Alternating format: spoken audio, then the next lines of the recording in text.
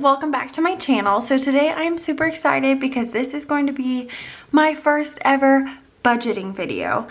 If you all have been watching me for a while, I've been talking about wanting to do budgeting videos, and here I am. So I thought this was a great way to kickstart 2020 because I kind of just want to throw it out there. This is what my financial situation is. This is what I'm working on improving. And this method has really helped me get my shit together. So ignore how rough it looks, okay?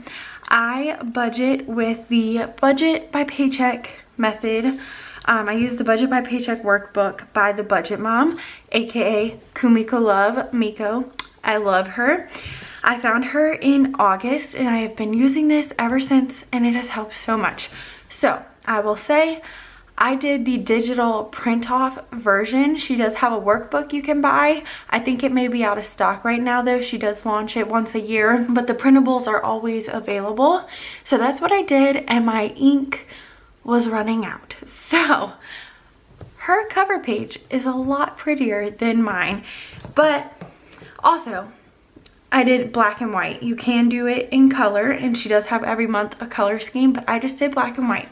So when you open my budget binder, this is a savings challenge I'm doing. She has one you can buy. I did not want to pay for it though, just because I'm not great at saving money because I never have a lot of extra money to work with. So I thought it would be fun to try and see if I could stick with my own savings challenges, and that is what I'm doing. I did do her word. Since there are 5 Fridays in January, you pick a 5-letter word and do the number that corresponds with the letter. So that for me was $29, and that's what I'm saving every Friday.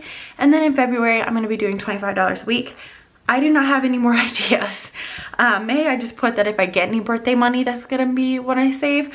But as of right now, that's what this sheet is. These are sinking funds that I hope to one day be able to have. I have not fully gotten sinking funds down yet, just because, again, I don't have a lot of extra money to put towards them. But it is one thing I'm definitely working on, and I'm super excited to show y'all that. So these are my February envelope. I'm just gonna try and do 25 a week. And then my March envelope. These are the envelopes you get at the ATM. I took 2 of them to do February, well, 3, January, February, March. And I love it. It's such a freaking perfect idea. These are gonna go in my cash envelope. What do I use? I use the Filofax. I should have brought that in here, but this is a budget recap, so we won't get there. So these are from the debt-free charts. I'm obsessed with them. I messed mine up with the amount, so I actually just cut out the chart and glued it to a piece of paper. So that's why the lines on this one do not quite line up. You'll see what I did. I currently have the Savor One credit card with $620. That's what I started with. I'm currently at like 5 something. So every line is $12.50. I try to make a $25 payment a week, and my goal is to get this paid off by April, because that is when I will start getting interest on it. This one's my student loan one. I did a rough estimate at the top. I think it will end up being a little bit more than that just because of interest. But I love these sheets. It's so fun to be able to have a motivation and like a visual representation of it. And I don't know, it's so satisfying to color in the line as well. So she has quotes that start each of the months. My printer again was dying, so I just traced over these. This is one of her sinking funds sheets. She does have a lot of free sheets in her resource library, and I believe this is one of them. I just have several sinking fund goals, but as you can tell, I have not filled out too many. My current January/February goal, and I'm hoping I get money back in taxes. Obviously, don't count your money before you get it, but I'm really hoping to use some of my tax refund to put towards my emergency fund. My main goal is to get my emergency fund to $1,000, as Dave Ramsey says in his baby steps, whether you follow him or not. That's just a personal goal that I have. So another thing I'm saving for is CrimeCon. My friend and I go every year, And it's one of those things that I know is going to cost me a lot of money, and I'm trying to save a little bit weekly now so that I don't have to put it on a credit card when I get there. So those are my 3 main ones that I'm actually contributing to, is my emergency fund, crime con, and a car envelope, which I'll talk about later. So I wanted to show y'all December's budget recap because December is complete, but I will start with the January overview just to let you know that this is what I'm currently doing. Miko recommends that, well, obviously everything is completely personalized, which I love about her. But the way she does it is, if you get paid every Friday, then you should budget every Friday for what your week's bills are, like what bills you're going to use that paycheck for. So for her, and I'll show you, it's easier to see in December. So she would highlight this paycheck. So I get $403 on Friday, December 6th. That's what I got. And I would use this paycheck towards, you know, whatever is that next paycheck week. And then I feel like I'm terrible at explaining that, but basically that's how she would highlight it. But I'll tell you right now, that highlighter method did not work for me. So in January, I switched to highlighting by category. So every paycheck is green, every bill is gray, events are in purple, especially events that are going to cost me money. I got lucky on the 11th. We went to a hockey game. I did not spend any money. My boyfriend did, but it's fine. It wasn't me. And then birthdays. I highlight birthdays because they will be something that I put money towards. Especially my dad's birthday, I would like to get him a gift card or something. And then savings. So for me, I highlight by category versus by what bill or what your paycheck is going to, just because that did not work for me.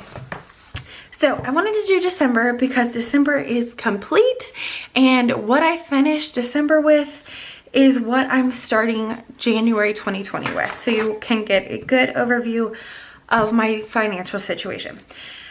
Now, what I love about her workbook, and this is what really sold me, because the monthly overview, okay, sorry for the beeping. My boyfriend is trying to fix our treadmill. We were given it from my mom's friend, and it, I swear to God, it has a weight limit because when you walk on the treadmill, it slows down. So he's trying to fix it, and that's what the loud beeping is. But the monthly overview, I'm like, you know, I don't know, it's helpful, but I don't really, that was not a big seller for me. The seller was the paycheck bill tracker. So every week, or if you get paid once a month, every month, you know, whenever you get paid, you're going to write at the top what you start with. And your starting balance is whatever's left in your checking account, whatever's left in your cash envelopes. If you use cash envelopes, I currently do not use cash envelopes. I have them in my wallet, but I never have the cash to pull out to use the cash envelopes. So that's why I don't use them yet. That is another goal of 2020, is to get to where I am cash only for spending. Obviously, this is not all earned income because I started with $4.27. That's not a big amount. My starting is always super low. So my paycheck on this week was $403, and then I got cash back from Dosh. This is a money back hack that my parents, I don't know if they appreciate it, but I have linked my parents' credit cards, my credit cards, and I think that's it, to Dosh. If you do not use Dosh, I might just do a whole another video on apps that I use to get cash back, because Dosh is one that just for using your card at certain places, you will get 8% back. And it is so helpful because the $33 was all money that my mom spent. Hold on, let me see if Josh will shut the door. Okay, I'm back. I don't know where I left off, but basically I'm going to do a video on cashback apps to help you save money. This helps a lot. Once you take your income, you move on to the next category, and this category is bills. You have to subtract everything that you owe between this paycheck and when you next get paid. And once you cover your bills, you move on to your envelopes. Like I said, I don't currently use cash envelopes, but this would be the section where you budget out how much cash you want for each envelope. So gas is one that I will never use an envelope for, or at least not anytime soon. I have no intention of it because I do not like using gas. Well, I hate using gas. It's such a money pit. But I do not like using cash at the gas stations. I currently use Gas Buddy, and Gas Buddy was an app I used to look at when I first started driving because I thought it was so cool to find where the cheapest gas was, and it's still super helpful, don't get me wrong. But for a while I started thinking Gas Buddy was one of those sketchy apps where you just get the cash, where you just get the price of the gas. And then I saw this thing about if you get a debit card through, it's like a card linked to your checking account, and when you use the Gas Buddy card to pay for gas, you get, oh, I can't even remember, I think it's like 3 cents or 6 cents off a gallon. But when I combine the Gas Buddy card with my Sheetz card, it's like getting 8 cents off total. Maybe it's 5 cents off. I don't know why I'm blanking on it, but my boyfriend's been the one getting gas lately. So I highly recommend the Gas Buddy card. It is what I currently use to save money on gas because it comes out of your account with the discount already. So you're saving money at the pump, which I love. So I budgeted $0 for food, shopping, and gas because I did not have any leftover money. It shows that I did, but like really I didn't. I got lucky in that I didn't end up owing this for the dentist. That would be a great example for why you would want a sinking fund for medical, just to slowly save, or not even slowly, but just to keep saving money towards something that you know eventually is going to come up and you don't want to get screwed over by it. So then moving on from your envelopes, you have a spot for your envelope total and you subtract. You basically just keep subtracting money down. So once you get to sinking funds, again, this would be like medical. I currently have an emergency fund going on. That is all I contributed to this month. And then you're supposed to, I think this was the biggest eye-opener for me with this paycheck method, is one of the things Miko said was if you take your income and you subtract the bills that are unavoidable, what you have to pay every single month, every single week, you know, whatever, and you subtract from that leftover amount, you subtract the food and the shopping and the gas, other necessities, you should still be positive to go on to hopefully have some money to throw either into your sinking funds, your debt, or your savings. And this was one of the things that really made me realize that I was relying on credit for pretty much everything. I paid my house payment and my student loan in cash, and everything else went on a credit card, and then I would make payments towards my credit card. So I was not actually living with cash. So I would just spend whatever I wanted to spend because I'd put it on credit and pay it off later. And then I found myself in a really, really, really bad situation that I am trying to get out of now. And that is why I recommend this so much, because it's probably common sense to everyone that once you start with your income and deduct what you have to spend, that you should come up to a positive number. But for me, when I started this, and even the second week of December, I was negative. And it wasn't that I overdrafted my account, it was that $13 or whatever it was went on a credit card. And that is what I hate seeing. And I have gotten better since then. This is another one where shopping got me. I had a really big expense this month, whether it was Christmas gifts, you know, whatever it was not pretty. Another thing that she includes in income is any gifts. So Christmas, I won $6 in lottery tickets, so I included that in my income. I also got cash from my aunt and Google Rewards. Google Rewards is another really simple thing where it's like an app on your phone where it'll pay you to take rewards. It's only like 10-15 cents per reward, but then they just immediately send you the money over PayPal, and it's just a little bonus that helps out. So each month comes with 4 paycheck bill trackers. Some months I have to go in and print an extra one, not a big deal. It just really depends. So this is my favorite page to look at. It's the expense tracker. And what she recommends and what I agree with is that you should have an expense tracker for any account where there's money movement. So I have one for checking. I have checking continued because I spent too much money this month, and I like to categorize it by paycheck. So I just draw little lines here to note what is within a paycheck, and it always starts with green being the paycheck and my income, and then everything else coming out. I do the highlighter method like she does as well, and that includes I have very basic categories as of right now, just because I do not have a lot of money to like put into so many different categories, and I honestly just wanted to keep it simple. So I have the main ones I use are income, debt, bills, shopping, and food.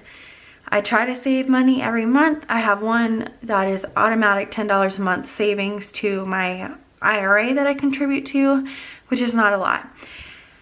I've added personal. I don't think I actually used anything personal this month. I just didn't even bother highlighting it because for me, I want to get to where I can have a household category as well as a medical, you know, everything like that. But as of right now, anything that is not food, I've put it under shopping. So if it's toilet paper, it's shopping. It's not household, it's shopping. So I do want to get to a point where I have, you know, separate like categories like beauty, health, shopping, just like household, clothing. I do want to get to that, but right now, just to keep it simple, just so I could get the hang of things and really not overthink what category, I just have shopping, food, personal I put, but I didn't end up using it this month. So then I have an expense tracker for cash. You can see I did not pull any cash out and I did not spend any cash, so I didn't even track it. And then I have an expense tracker for my credit card. I have 2 credit cards. I made the mistake, and this is something that put me off from doing a finance budget video for a long time, because this is something I am not proud of, but I got into a lot of credit card debt. I had Chase, they kept upping my limit, I kept using it. My boyfriend and I moved in together, and when we did, it was a $650 house payment, and so I wanted to make sure my house was covered, but everything else ended up going on a credit card. And so then last year, I think I did a balance transfer to another credit card because it had a 0 interest for however long, a year and a half basically. And that's this one that I want to pay off before the interest kicks in. But when I did the balance transfer, I had about $1,000 left on Chase that I had to pay off. And instead of paying it off and being done and stop using the credit card, I racked it right back up. I ran it right back up. So I did not learn the first time, and here we are trying again. So that is why I took out a personal loan. My personal loan was for $13,000. I had $13,000 in credit card debt, roughly. I actually have the specifics back here somewhere. Where's my other binder? So I only keep a few months at a time in this binder just because it gets too crazy. So this was the first month I started this. And so you can see, one thing I also love is you can go back and see, you know, where you were at whenever. My handwriting's so tiny here. But this was me trying to get the hang of it, and you can see I spent so much money. But in August of 2019, Chase had $4,700 and my Savor One credit card had almost $6,000. So I was at about $11,000 in August. It gradually went up. I think it went up before I did the personal loan. Yeah, so I think my worst was in October. Chase was at $7,100 and my Savor was almost at $26,000. So this personal loan, I paid off Chase completely. And how cute is Josh? This is his Thanksgiving meal plan for us. It was so romantic. Anywho, so I paid off Chase completely. And the problem was I took out the personal loan for the amount that I owed on my credit cards, but then they did a $600 fee, which was a big ouch. So that is where this came into not being completely paid off. But since it was interest free, I've got a payment plan in place that should hopefully be paid off roughly around April. So that is the amount of my personal loan. My first payment was due December. I did this debt payment plan the last day of the month. I like to do it the last day of the month just so I can mark the ending balance of everything I owe, as well as all of the payments I made in December. So the goal with this sheet is to do it the last day of the month. My student loan is one of those things I am so proud of because it started at like $27,000, and I have a post-it note somewhere of what I started with and where I'm at now and how much money I've put towards it. And it is one of those things I'm just so proud of. I'm like, go me, because before I had any like bills, I was making better money at my last job than I am now, and I had no bills, and I was really good about throwing money at my student loan. I wish I had to save some, but at least I was making payments towards that. So I am super happy that this has gone from $24,000 to $94.19. And then Savor one, like I said, is at $545. And then Chase was at $300 in December. I have completely paid that off. I got a little carried away with Christmas gifts, but we learned our lesson, okay? Don't lecture me. I am not raking this thing back up. I have taken the credit cards out of my wallet. I have locked them in Josh's safe. And my current rule right now with myself is I can use the Chase credit card on Amazon Prime because I get 5% cash back, but I have to have the money to pay towards it. I cannot just buy stuff. Like, I do the subscribe and save so I get good deals on our toilet paper, paper towels, dish soap, stuff like that. But I have to have the money to pay towards it, or I'm not using the credit card. And that is one thing that I do not want to get into this again. I am not raking them back up. I'm really trying to stick with that. Obviously, I know shit comes up, which is why I'm trying to save for CrimeCon, because I know that that's going to be one of those things where come May, I'm going to owe like $1,000 for a plane ticket and a hotel. So I'm really trying to save that money. And so, okay, anywho, I went on to like a long rant. Back to this. So what I love, another thing I love, is the debt payment plan. Down here, you have your monthly debt progress. You have your last month's total debt balance and this month's total debt balance. So you can see how much debt you paid off in the month. And then under that is your overall debt progress. So you see the total debt you started with. I started with $25,995. And this month in December, I was at $23,110. So I had paid down almost $3,000, which is 11%. And this is just one of those things that it's not going to be a large amount every time. It doesn't have to be a large amount every time, but I just want it to be progress. There have been a few months where I have gone backwards, where, you know, it's discouraging, but I just want it to keep moving forward, even though I know setbacks are a possibility.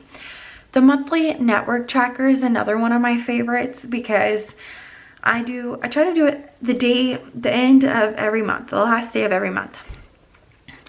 And I have last month's total net worth, which was negative $16,323. So on one side, you have all of your assets. My assets are constantly changing because depending on whether I got paid or, you know, what money's where, my checking account and these like house fund, emergency fund are going to be different. So at the end of December, this was my positive amount of money. And then all of my liabilities are my student loan, personal loan, and 2 credit cards. So that is what equals negative $23,000. And then you just take your assets minus your liabilities and you get negative $15,730. So I have improved from last month's net worth. I am more positive $592, which is 3.6% improvement. So I love this sheet. I don't know if I did, I don't think I counted the cash. I'm not sure I did. I think these were like little start off because I hadn't been counting them in my net worth. So those are little side notes. But next, and this is another helpful thing, is to track your spending. And that's how you're supposed to really create your budget categories, is based on how much you actually spend. Obviously, I know when I budgeted $0 for food that was not realistic. I was going to have to buy food at some point. We keep our pantry pretty minimal and we buy what we need. We have like a few backup items, but you know, obviously I know that wasn't realistic. So the key is to track your spending so you can actually see what needs to be allocated to each fund. And that's where this sheet comes in handy. Based on your categories, you mark what you spent each month versus what you budgeted, and you can tell whether you're over or under. Here, I didn't do what I budgeted just because I didn't really budget anything for any of these because I didn't have the money to spend. But you can see in a few other months that I did budget and have goals. But this is helpful because you can compare each month, and you'll see this again after, where is it? It's like a this month versus that month. Here we go. So each month you can see whether you increased or decreased your budget categories. And this is helpful in just tracking like whether December is a big food month or a big shopping month. You know, which for me, it definitely was a big shopping month. It went from 14% of my income to 33%. So the one that I want to keep growing is my debt payments. I want that to keep increasing. I want my savings to keep increasing. Interest was one of those things where I paid $108 towards credit card interest last month. This month, I luckily did not have any, but at the same time, my personal loan will start accruing interest now. Well, it already has, let's be real, but it's not the credit card interest. So I have not been counting it in the interest category. I'm just going to get rid of that as long as I do not have credit card interest. So this is a where did my money go monthly debt versus savings breakdown. And her intention with this is to make sure that, okay, yes, you're saving money, but are you saving it towards what's important? Or yes, you're paying off debt, but are you paying it towards your highest interest rate or your lowest balance? Like, have a goal in mind that's specific that will actually, you know, help you. So for me, I currently pay a very little amount towards my Savor One credit card just because it's currently interest free. And I've tried to do it to where I will have it paid off by April, but it's not my priority. So I paid $315 towards Upstart. Upstart is my personal loan. It's 11% interest, and it is one that I want gone.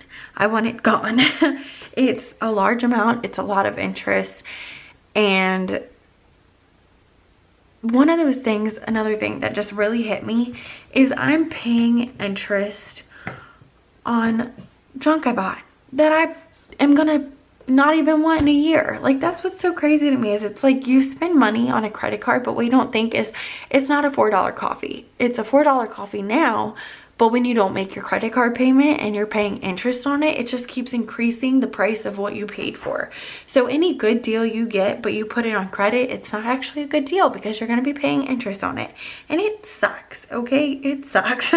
So this personal loan is going to be the highest percent to debt because I want it gone. My student loan is another one that I want to finish paying off, but the interest is like 4% on some of my loans and 3% on some of the others. So in comparison to my personal loan, it is a lower priority. But my minimum payment is, I think, $248, and I always try to do better than my minimum payments. So I was paying $280 for a while. Then I realized I could take that $20 and pay it towards credit card instead, which had higher interest. So that's why I switched to $260. So again, over here, my total monthly savings was only $29. Not something I'm super happy with, but I'd rather I think you have to find a personal happy medium between saving and paying off debt. I know that there's a lot of things I need to save for so I don't get screwed over later, but I still have to make my minimum debt payments. And I do not make a lot of money. So the this month versus last month is helpful. And here's an overview of that. So then I just have notes. I have a lot of note pages. These are some of my financial goals. To pay off my student loan, pay off my Upstart loan. This is the estimated cost with interest.